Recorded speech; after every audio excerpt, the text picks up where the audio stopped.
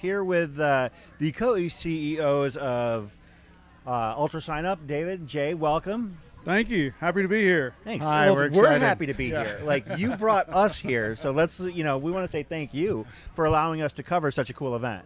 Yeah, we appreciate it. This is a fun opportunity, we think, to both highlight what's sort of unique about this Northwest Arkansas region, sort of expose it to the broader community, but also bring some really unique fast athletes out here to perform some short course trail racing, which we think is really fun for spectators, really great for live streaming. So yeah, we're excited to have y'all here. Yeah, we also did this as a mercy to you guys because you have to commentate for 5 days on end for some of your events like Cocodona and others. So we thought we'd just give you something that was we were watching the women's race, getting ready for this, and said a couple of things. Chris holds up his phone. He's like, see how fast they're going? We're going to have to talk fast.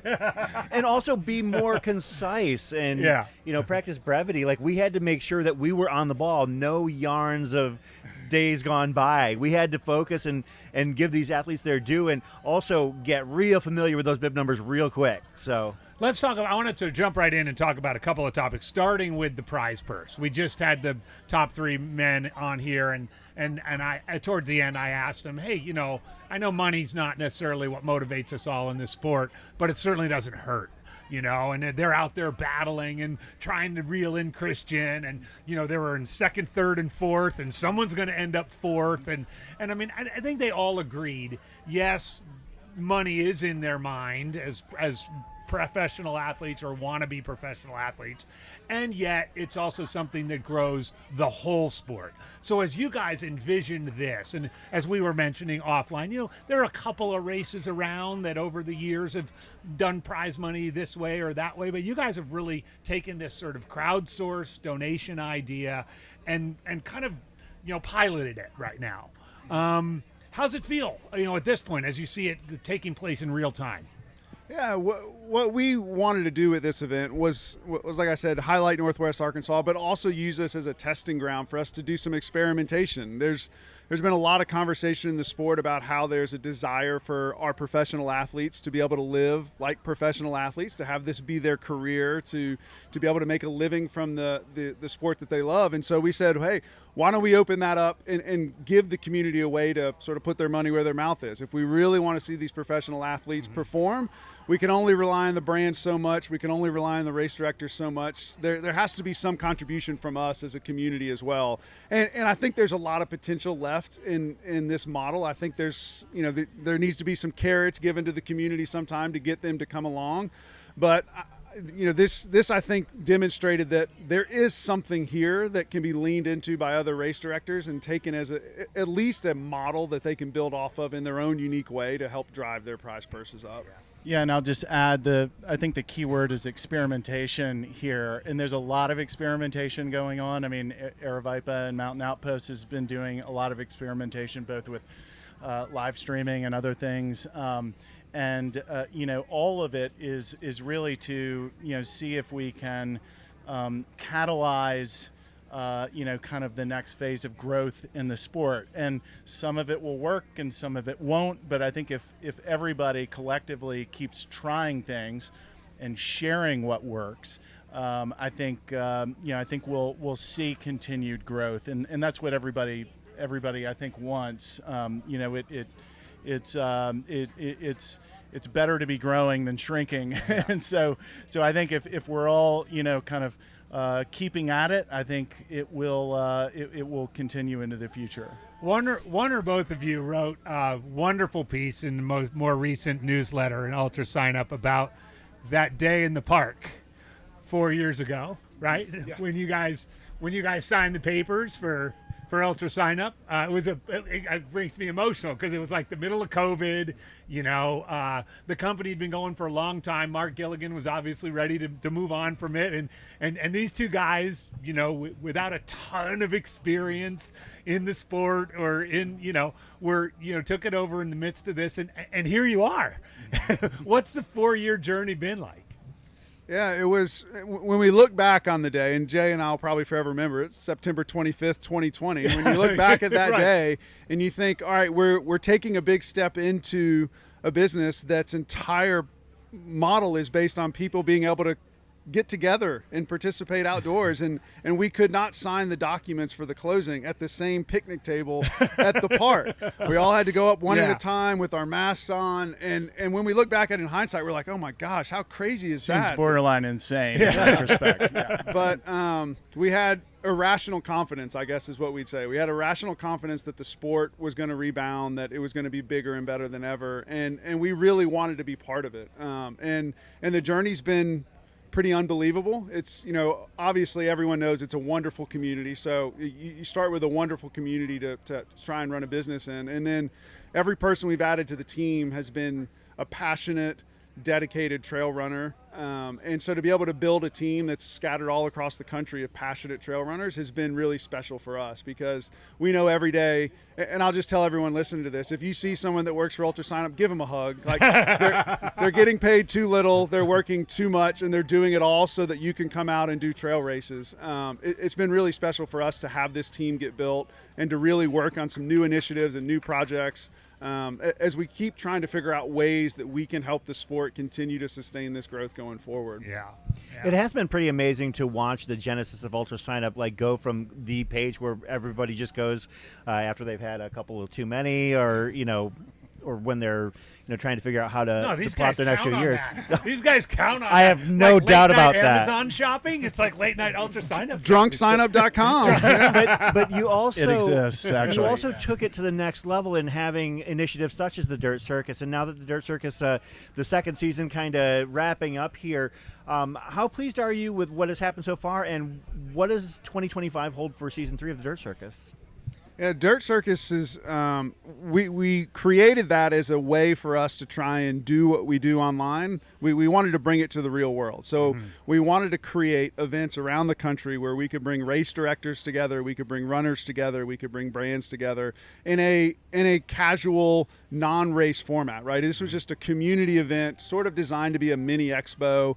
But what we wanted to do, there's this mantra that the whole team at UltraSignup lives by, is that we want to maximize positive interactions. That's what we think about every day, all day long, is how can we maximize positive interactions between runners and race directors and brands, and so on and so forth. So Dirt Circus was an out product of that desire. We wanted to do that in the real world. And we've been really, really pleased with the sort of steady growth of the events. And I'm not sure if everyone knows, but we brought Carrie Ming on, who is the voice of the women's race here this morning, Did a great job.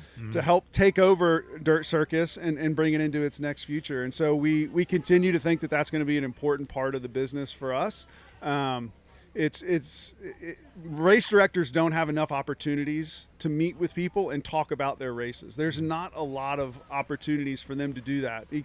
TRE booths are expensive. You don't really want to talk about your race on race weekend. You're too busy doing everything else. So we wanted to create an environment where we could bring runners to the race directors, have an opportunity for the race directors to just sell their race, talk about why they should come run their race. And the most surprising thing that we've seen from the Dirt Circus events is that almost a third of the people that show up for Dirt Circus events have never run a race on UltraSignup ever. So we've found this unique way that new runners are becoming comfortable coming to these events, learning about racing, meeting the new trail running community, getting a chance to test out gear. And so we're really hopeful that that trend continues, that this is a real portal for us to bring new runners into the sport. Yeah, and I'll say, if you go to, a typical Dirt Circus event, there may be 5, 6, 10 race directors there. Many of them have multiple events. So there might be 60 different races represented there. Yeah. And then the 30% that David mentioned, like just having this candy store that they never knew existed opened up before them. So it's a remarkable thing, and we just want to connect. We want to connect everybody here with everybody who has a creative vision to send people out into these woods. Well, I think whoever came up with the circus idea was brilliant on the marketing standpoint. Rob Goyen, I think. Yeah. When you think of the metaphor of under the big top, or the circus has all kinds of, the three-legged man and everything else. Like, if there's any sport out there that like brings in all that kind of crazy stuff, it's us. Yeah. Like under the big top, the ragtag bunch of, misfits that have found this sport. And so bringing them all under the big top, whether it's in an event like this with prize money or the event that I went to in Phoenix, which was, I would say 70% of the people there were like from run groups who do 5Ks, around Tempe Town Lake. And they were like, what's this UltraSignup's stuff? And, we did a little 5K trail run in Papago Park. And next thing you know, people are going out and they're buying their Zagamas and, hitting the trails. Yeah, I mean, trail running is a very welcoming sport, but it can also be intimidating. And we just want to make sure that we don't ever really lean into the intimidating side of the sport, that we don't become and this isn't to down talk any of the road runners, but we don't want to be the elite road running clubs, right? Mm-hmm. We want people to find their way into the sport and do it in a comfortable way. There is a learning curve to this sport, right? It is, especially if you want to push into the ultra distance. You got to learn about hydration and nutrition and packs and poles and which shoes should I run in Phoenix versus in Bentonville. And we just want to make sure that we create a way for people to ask those questions, to meet people that'll help them. Mentorship's really important, not only for race directors, but for runners in the sport. And how can we create more opportunities for people to meet their mentors so that they can come into the sport and have a long, a long career in this sport. So, you'll see towards the end of the year, we'll roll out our 4th annual Keep Trail Running Weird Awards, which again is our way. Like the circus, Keep Trail Running Weird. We think there can be growth, but while also preserving what's so special about the sport. Yeah. So, well, I think that this sport is different than pretty much any other sport out there. Running, and more specifically trail running, to be honest. I mean, you might be an avid basketball player, but you're not shooting hoops with Steph Curry. You're not going to be sharing the greens with a pro golfer or, sharing the courts with a pro tennis player. Roger Federer is not coming through that gate anytime soon. But when you come to an event such as this, you're able to race with a guy like Jonathan Aziz, who has a race resume that stacks up against anybody's. You're able to go to, a local event and run into somebody like a Carl Meltzer or a Courtney DeWalter randomly because they're just out there doing it. Like, do you think that the approachability of trail running to the masses, in terms of being able to, like you said, meet your idols is crucial to the growth of the sport moving forward? And like, how do you balance that growth when you're talking about, well, we want to make this sport be like, big and, hopefully, more revenue generating, more big names on the marquee, but also keep it approachable? Like, is there a balance that you have to follow? You get to line up with them in the start shoot, but you don't get to race with them very long. Fair. So the racing part is actually pretty short. But I think the one thing I think we'd have to protect as we grow is that there can't be cordon off elite areas. There can't be areas where, like, all of a sudden they come out, they show up at the start line, they race, and then they get ushered away from the crowd, which has become what you see in a lot of the more traditional professional endurance sports, is that the opportunity to interact with the pros is really isolated. And so, as we grow, the good news is that we are in the period of growth for our sport, and so we get to look at what's happened everywhere else, and we get to take what's good and emulate that, and we get to look at what's bad and try and avoid that. And I think that's one of the things that we can try and avoid, is that we should never start a system where we isolate the pros away and just bring them out to perform and then put them away, because I don't think that's... Yeah, and I think the other aspect of this is, we're talking about... This is a professional sport and a participatory sport. Yeah. But we also want to turn it into a spectator sport. And that's what we're doing right here, right? Mm-hmm. And so all these races happen in stunning environments, beautiful outdoor backdrops, big mountains, deserts. They're all over our country. And they can be incredibly exciting. I mean, I hope the audience was able to experience some of that today. Mm-hmm. I think, we want to professionalize it. In order to professionalize it, we have to have more people spectating so that brands come in, so that the purses can get bigger, et cetera. But we also want to keep that participation there too, because that is really the heart of the community. And it's the reason that we all are here is the community feel. Yeah. So somehow balancing participation, professionalization, and spectating is the trick that we all have to figure out here, which goes back to the other Latinate term I used earlier, which is experimentation. Yeah. We have to experiment with all this. I want to circle back to your point, too, about trail running, or especially ultra running, can be intimidating. Because I think that it's wonderful. The sub-ultra distance is one of the things that Jamil and Aravipa have done since the beginning. Is, yeah, they have their big races, Cocodona, but they also have, Coldwater Rumble in January that has a 5K all the way up to a 100-miler, all weekend long. There's something, the cutoff for the 5K is a couple of hours, several hours, right, per se. And I think that's perhaps the key golden nugget is, in addition to keeping trail running weird, keep it unintimidating, right? Keep it to that place where, come one, come all. Yeah, and there's when we spend a lot of time talking about the ultra scene, right, and the ultra side of the sport, which is really important, and one of the things that makes trail running so unique is that we do have this ultra component to it. But this is an ecosystem that has to be balanced. So you cannot have ultra distance races without a robust and dynamic sub ultra distance scene to prepare people to move up that ladder. And you will always have runners that come to the sport that want to go directly to the ultra scene, but there's a large percentage of people that are beginning their journey in the sub ultra space and building and laddering, which is a smart way to train your way up to the ultra distance. And so we do need to have a robust system that exists underneath it to support the feeder network that feeds the ultra distance space, and be okay with the fact that there's a large percentage of people that have no desire to go race ultra distance. That sub is where they want to live, and they're totally content with that, and they can still be part of the trail running community as a whole. So yeah, I think that's the other interesting thing that's happening, and it's actually happened here, which is that for years and years in trail, at least, the shorter distances were like the baby steps to the longer distances. But more and more, the shorter distances are becoming the main event. So you can have now multiple main events. You can have a 10K, that has all these incredibly fast runners who are running over limestone and all sorts of technical features, and that is the event. You also can have a race like Cocodona, which is 250 miles, and that is the event. And there can be a relationship between them, or they can exist in their own right. So there's so many spotlights that can be placed. But you're going to keep the name. You're not going to become sub UltraSignup's, are you? We won't. It doesn't quite have a ring to it. The name is here to stay, which is a whole other thing. It's a whole other thing, but we embrace it. We love it. We have added drunk sign up because that just feels like that's also part of the core.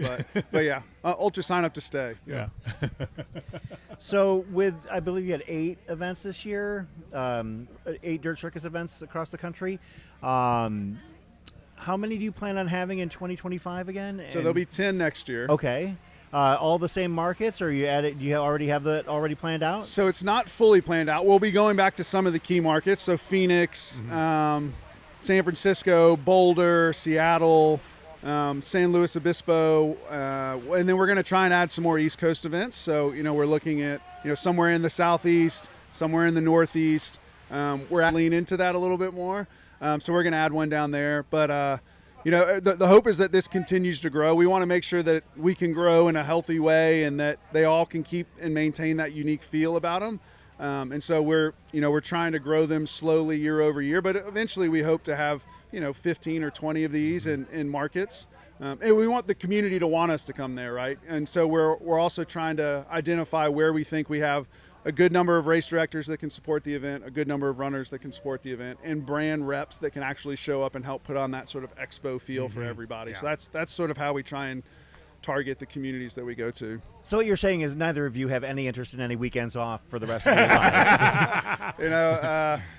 People often think that, I would love to work in the sport that I love. It'll be so great. I can run during the day and work, but if you want to give up running, just find your way into the outdoor industry, right? It's the craziest thing. We've Chris never run less. Chris says that all the time. His quote is, I wish I could run more except for the business of running. Yeah, nothing ruins my running training more than the business of running. That's So. the total truth. So I warn everyone. There's a lot of people that want to get into the industry. I warn you, just be prepared for your running because we love it. We love helping the sport move forward, and so I'm more willing to spend time sitting at my computer working on the sport than I am actually participating in the sport. So it's a fine balance.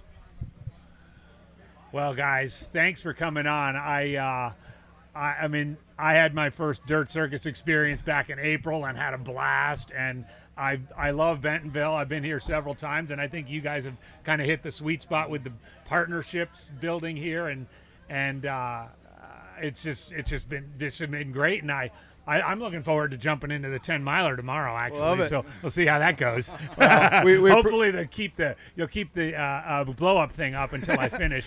We'll put it up just for you. Yeah. But we appreciate you guys doing this. We know this is it's a commitment for y'all to come out here and do this. And like I said, for the UltraSignup's team, nobody in the sport makes enough money. So if you see anybody out there doing something for the sport, give them a hug, tell them thank you. They're giving up their weekend run to sit here and tell you about other people's weekend run. So we appreciate it. Thanks a lot, guys. Thank you. I do have to say, this was my first Dirt Circus event. I was not actually able to attend the one in Phoenix, and I was thoroughly impressed. And actually, one of the things I love about this setup is that there's so much potential for much more growth. Even too, like, you've got the setup, you've got the framework. Hearing that the events in other areas were also rousing successes. I have a feeling that. Y'all might be onto something here. We hope. And if you're a race director out there listening to this, or you know a race director, come to Northwest Arkansas and check it out. There's about 800 miles of trails they've cut in the past 10 years that nobody's running on. There's a lot of mountain bikes on there, but nobody's running on them. And so there's a lot of potential to create unique experiences here that you may not be able to create anywhere else. So the purpose of this was to plant a seed so that people could see the potential of Northwest Arkansas, and now we're moving on to other things so we can experiment in other places and do other things. So yeah, I think, David, that would be 4 200 milers simultaneously, not even touching each other, right here. So there are certain people I don't want to get these ideas. Forget I said that. Yeah, hopefully Jamil is not paying attention. So, but yeah, guys, thanks for joining us. This has been an absolute pleasure. Appreciate it. So. Thanks a lot, guys. All right.